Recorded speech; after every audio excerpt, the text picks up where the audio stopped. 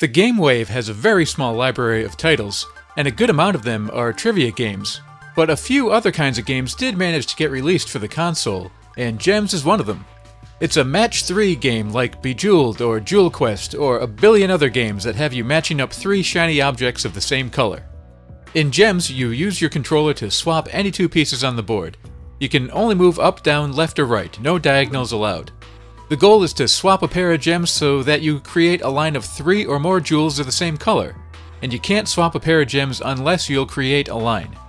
If you do successfully complete a line, you'll collect those gems, and new ones will drop down onto the board to take their place. If new lines are created during that process, you'll collect those gems too, as well as getting more points for clearing multiple lines in one move. You have to gather up a specific number of gems within the given time limit to move on to the next and more difficult round. The Game Wave will also keep track of the top 10 scores in its internal memory.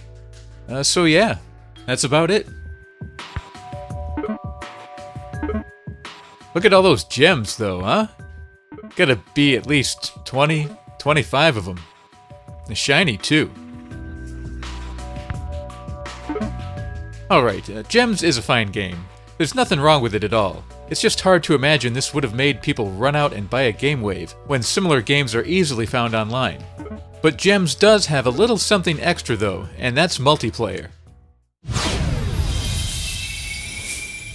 The Game Wave and its games were really aimed at families and togetherness and all that crap, and Gemz is no different. In the multiplayer mode, which is called Free-for-All, you can play with up to 4 people. The goal is the same, match 3 or more gems to create a line, and you're competing for the most points within the time limit. But there are some twists. You can't just grab any color gem you want. Each player has his or her own target color, and you have to select that gem first when you swap. If there's no gem of your target color you can move to create a line, you have the option of pressing the A button to get a new target gem randomly chosen for you, but this will cost you points. More gems in your target color might show up after someone else clears a line, so you have to figure out whether it's best to wait for that to happen, or to just take the hit and get a new target color right away.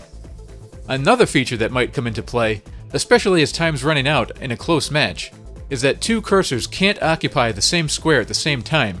So in theory, if one of your opponents is close to your score, since you know his or her target gem color, you could try to block him from making a swap by just sitting over the target gem he needs to move.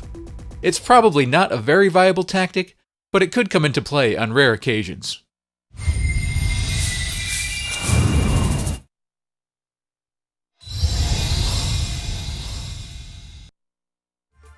Way to go, and nice win!